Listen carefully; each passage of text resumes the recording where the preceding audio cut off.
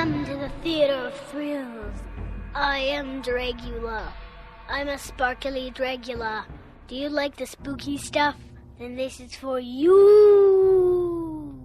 This is Frankenstein.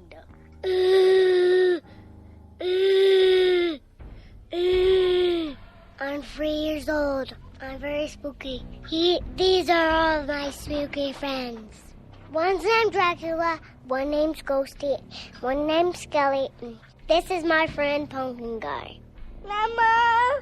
Sometimes Pumpkin Guy is nervous. Nervous. Today's episode is Suspense. Enjoy! Ha ha ha ha. And now, tonight's presentation of radio's outstanding theater of thrills, Suspense. Tonight, the story of a little girl and the terror in a vacant lot. We call it The Screaming Woman. So now, starring Sherry Jackson, here is tonight's suspense play, The Screaming Woman.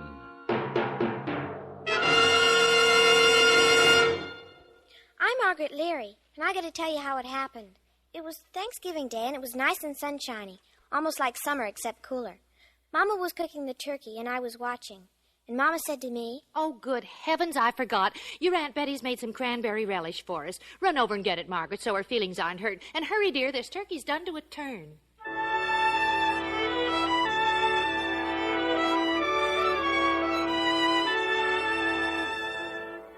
So I ran to Aunt Betty's, and on the way back I took a shortcut through Mr. Kelly's lot. It's a swell place to play Indians and cowboys, or explore, or hunting for treasure, because trucks dump all kinds of stuff there. Loads of dirt and junk, and even big things like old cars and big pipes and chunks of concrete. Well, this day, coming back from Aunt Betty's, I saw that a lot of new junk and dirt had been dumped there since Saturday. They'd even covered up a swell big concrete pipe that us kids called our fort. Covered it clear up. Well, I was looking around to see where it used to be, when all of a sudden, the sound was coming up out of the ground.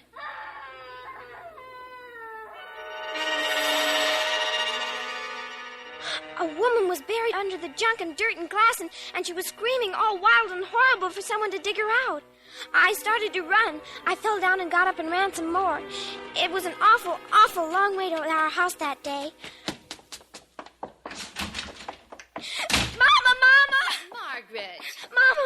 Margaret, haven't I told you not to slam the door? Oh, is that the relish? Listen, Mama, there's a screaming woman in the lot. Wash your hands, Margaret. She was screaming and screaming and screaming.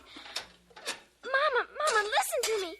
We gotta dig her out. She's buried under tons and tons of dirt. Well, I'm sure she can wait till after dinner. Oh, honestly, next year, I swear I'm going to buy a bigger platter. Mama, don't you believe me? You gotta believe me. Oh, look, honey, I've got a million things to do. Oh, good gosh, look at you. How'd you get your knees so dirty? Well, running back from the lot, Well, never mind. Scoot and tell your dad we're about to eat. He's in the front room reading his paper. Dad! Oh, Dad, I gotta tell you something. Getting hungry, baby? Dad, there's a screaming woman in the lot. I never knew a woman who didn't. We gotta get picks and shovels and dig her up. Dad! Oh, I don't feel much like an archaeologist today, Margaret. Can't think of anything but food. Let's have an expedition next Sunday and dig her up. We can't wait that long. Dad, you'll die if we don't do it now. Calm down now. Dad, please. Listen, dear. After our Thanksgiving dinner, I'll come out and listen to your screaming woman. How's that? No, now, Dad. Maybe she'll die if you don't come out now. You got to come now. Margaret? If you believe me, you wouldn't wait. Margaret, listen. You never believe me. Mama doesn't believe me. Nobody believes me. Margaret, quiet down right this minute. Well, I not only won't go with you, but you'll go to your room and stay, and without your Thanksgiving dinner. Now, is that clear? Yes, sir. It's clear.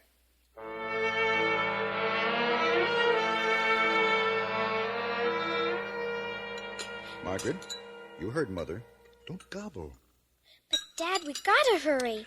My dear young lady, this is Thanksgiving dinner, an occasion when we do not hurry. Oh, please, Listen, Dad. if you pester me any more, if you mention her again, this screaming what's-this, I won't go out with you to hear her recital at all. Now, is that understood? Yes, sir. It's understood. Well, now that I can be thankful for a full stomach, I guess we should consider what other things we have to be thankful for. Well, we're all healthy. And I'm thankful for my big daughter. Right, baby? Yes, Dad. And for my loving wife, who is still the most romantic woman I know. Oh, silly.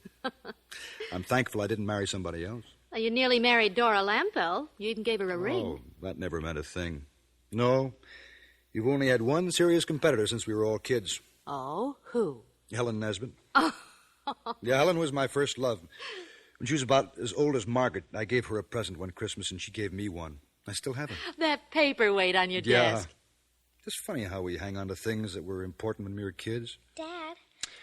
Now, just a little longer, Margaret. Oh, Dad, please. Oh, go on, dear. You'd better take her out to the lot before she collapses. Okay, come on, Margaret. Let's hear this wailing banshee of yours.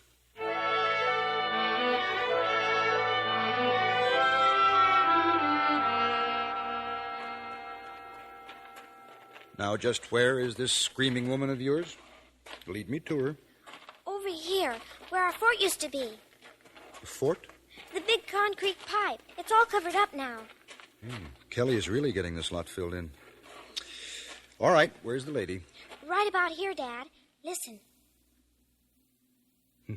Don't hear a thing except the wind. You better button your sweater, Margaret. Shh. Listen. No, it's the trolley over on Aspen Street. Hey there! Screaming woman! Hey! I'm afraid your screaming woman's let you down. But she was here, Dad.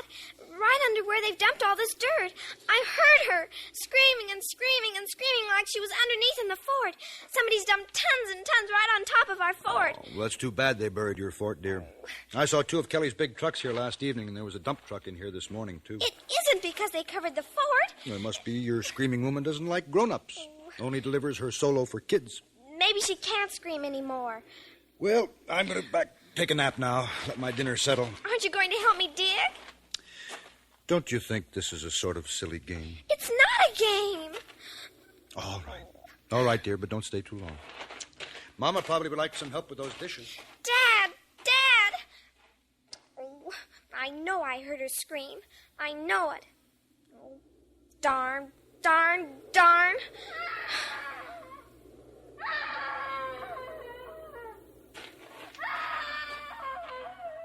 You are there. You are there.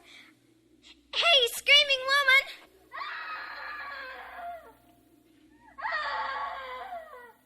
Why didn't you scream before? Why didn't you scream so Daddy could hear you? Oh, just don't scream for me. I can't help you all by myself.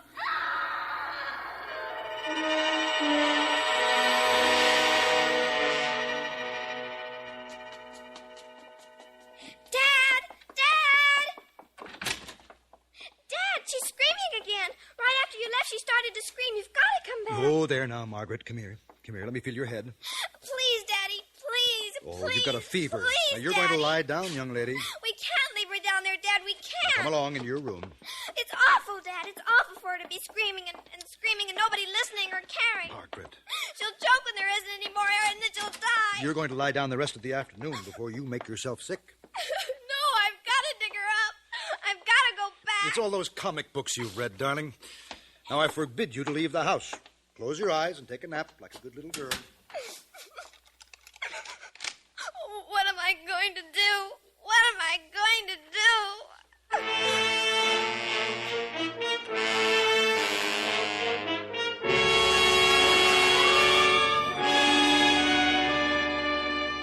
You are listening to The Screaming Woman, tonight's presentation in radio's outstanding theater of thrills, Suspense.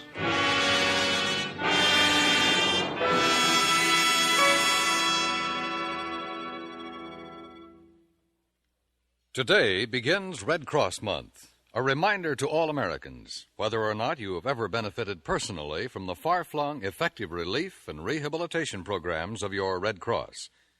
Your month of March donation to the Red Cross, which you are urged to make, will keep Red Cross activities in progress. But you are urged to take a still more important step in addition. You are urged to be an active member of your local Red Cross chapter. Remember, the Red Cross is people helping people. Join and serve more effectively to benefit should the need arise. And now, we bring back to our Hollywood soundstage Sherry Jackson, starring in tonight's production of The Screaming Woman, a tale well calculated to keep you in suspense.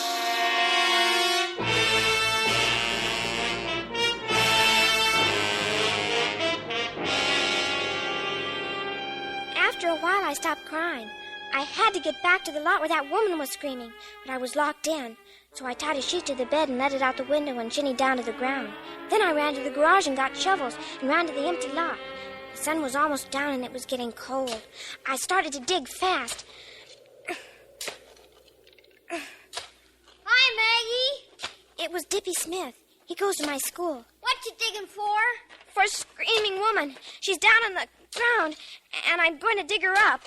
You can help me dig, Dippy. There's an extra shovel. I don't hear nothing. Well, listen. Just listen. No, I don't hear nothing. Well, just wait. You will. Hey. There, did you hear it? Hey, that's okay. Do it again. Do what again? The scream. Do it again. Go on. I'll give you this Aggie if you teach me to do it. Hot dog! Did you get that ventriloquist book for $10 from the Magic Company? You got one of those tin things in your mouth? I won't tell you unless you help me dig. Okay, swell, give me the shovel. Hot dog! And you gotta dig fast, like this.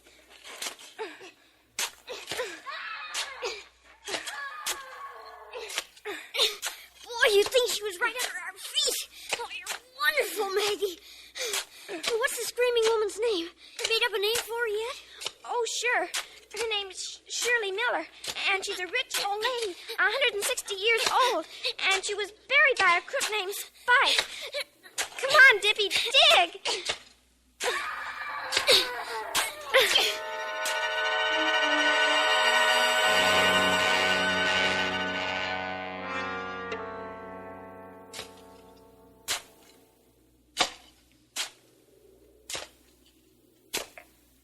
Keep digging.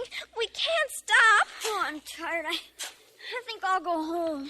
Dippy, there really is a woman buried there. Oh, sure. Don't you believe me? I wasn't throwing my voice. Honest, I wasn't, Dippy. Hey, you couldn't talk and scream together. There really is a woman here. That's what I told you. Come on, let's dig. How's she breathing, do you think? I think she's in the fort. Remember? Sure, that's where she is. 5 or 6 of us kids could get in it, so it's big enough. Hey, what do you kids think you're doing? Oh, hello, Mr. Kelly. I'm tired of chasing you out of this lot. If one of you get hurt, maybe your folks would sue me. But, Mr. Kelly, there's a woman screaming. You kids beat it, you hear? Yes, sir. But listen, Mr. Kelly. Don't you hear? There. I don't hear anything, and neither do you. Now beat it. Come on, Maggie. Oh, Mr. Kelly, somebody's got to dig her Don't up. argue with me, or I'll phone your folks. This is my property. Do I have to put up a fence? Why should I spend money to keep people off my property? I put up a fence. Dippy, it's him. He's the one. What? He murdered Mrs. Kelly. He hit her on the head and stuck her in the fort and dumped loads of dirt on top. But she wasn't dead. She came to. Why, you saw him. He stood right there when she screamed and wouldn't pay any attention. Hey, that's right. He stood right there and lied to us. What do we do, Maggie? There's only one thing to do. We'll phone the police and tell them to come and arrest Mr. Kelly. Hey,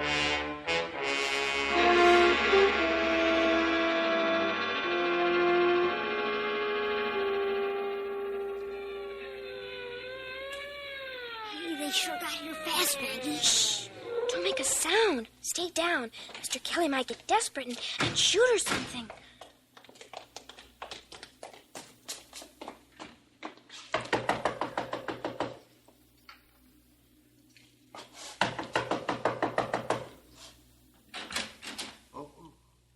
Oh, yes?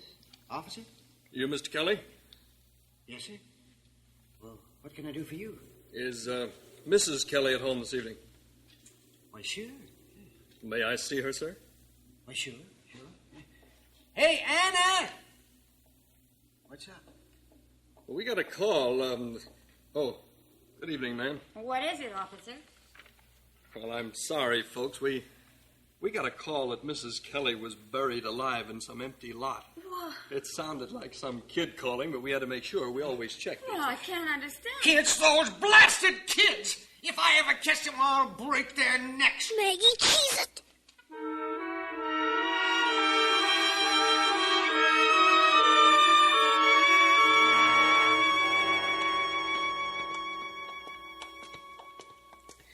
Boy, if Kelly telephones my dad, I'll get a licking.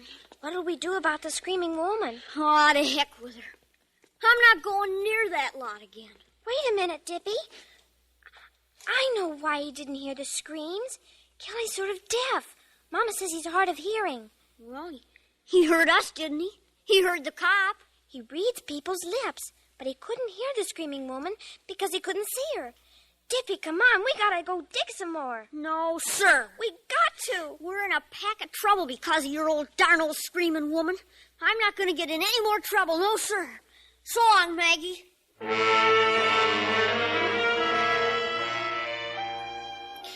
And he went off and left me all alone. It was dark now, and Dad would be hunting for me.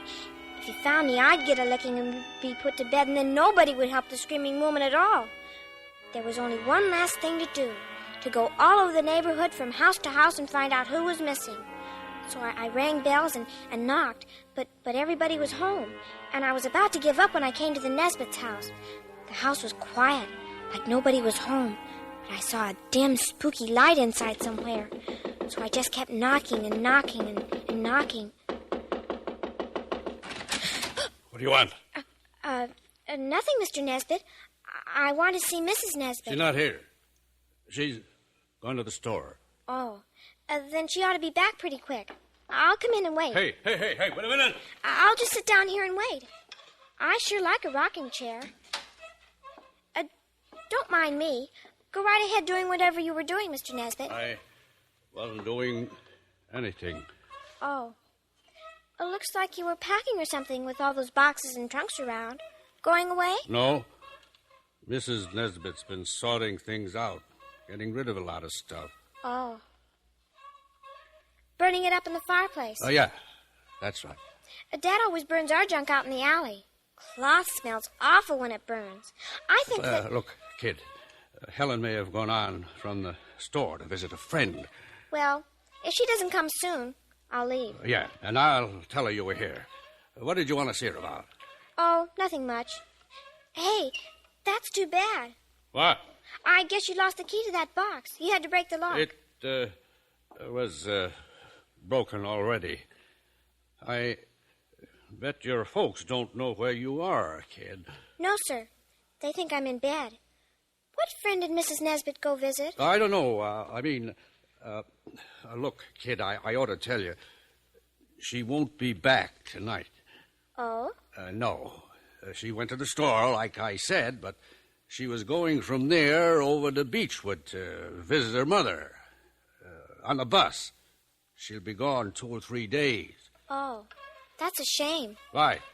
Mama was expecting Mrs. Nesbitt to come over tomorrow, maybe to sew. You better not tell your mother. You see, it's kind of a secret about Helen going away. She doesn't want people to know for a while. Oh. You know how to keep a secret, kid. I guess so. I'll give you something for not telling. I'll give you a reward now. Let's see here. All right.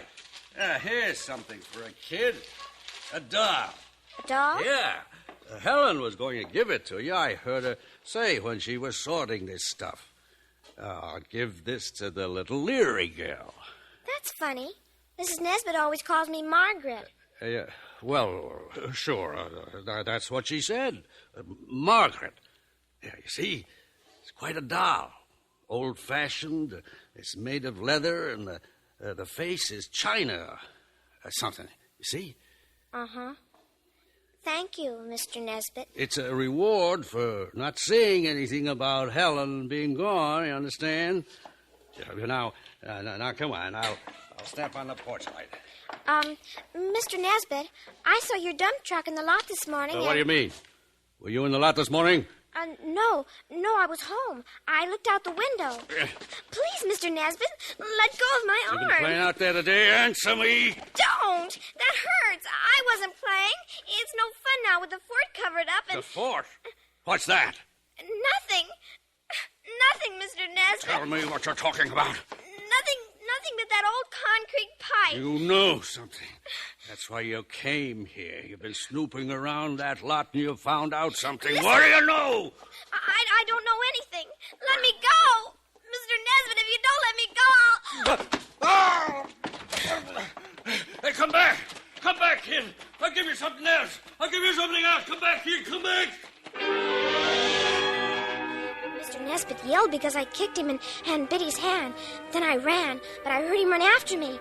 It was dark and quiet and scary on the street, and more scary out there in the lot.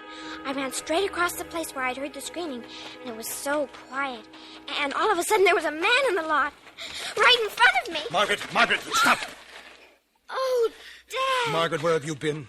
Do you have any idea how your mama's worried? Do you know how late it is? Dad, Daddy's after me. We've been up Mr. and down Nesbit. alleys and clear down to Clark Street. I was about to call the police. The screaming woman. It's Mrs. Nesbit who's down there. I'm going to give you a good licking. Mr. Nesbit killed her, and now he wants to kill me. I've had all of this idiotic talk I can stand. It's true. He said she's gone away, and he was burning her things. You've got to believe... Margaret, that's enough. Now stop it right now. What have you got there? Where did you get that doll? Mr. Nesbit... I gave it to her, Leary. The kid stopped by the house, and I remembered Helen said she wanted to throw it away. Helen said to throw it away? He's lying, Dad. He gave it to me so I wouldn't tell about her. It was locked up in a box. He didn't have a key. He broke it open. She's a high-strung kid, Leary. All the stuff she was telling me. He's lying, Dad. Why are you lying, Charlie? Lying? Or how do you get that? Helen was going to give it to Margaret on her birthday. She told me so. It was a present I gave her a long time ago. She wouldn't have thrown it away, any more than I'd thrown away the paperweight she gave me. Why are you lying, Charlie? I'm not. Don't look at me like that, Leary. As God is my witness.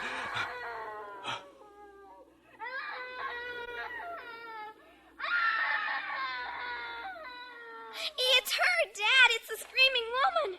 As God is your witness. No! Leary! No! No! Margaret, run to the house. Phone the police and tell them to hurry. Tell them we've got to dig.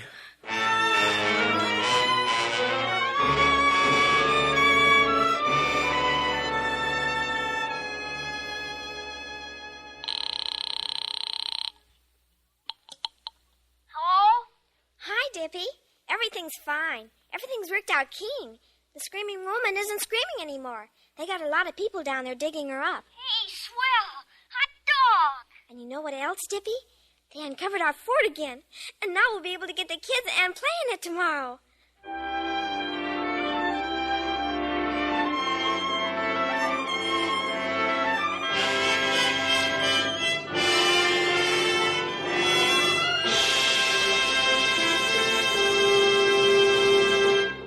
Suspense, in which Sherry Jackson starred in The Screaming Woman by Ray Bradbury.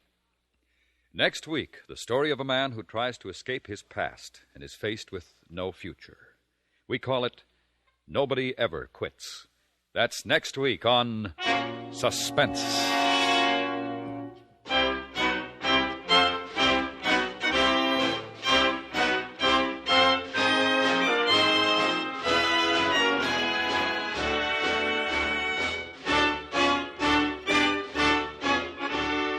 Suspense is produced and transcribed by Anthony Ellis. Adaptation was by Sylvia Richards. The music was composed by Lucian Marwick and conducted by Wilbur Hatch. Featured in the cast were Paula Winslow, John Daner, Richard Beals, Howard McNear, Joe Cranston, Herb Butterfield, and Eve McVeigh.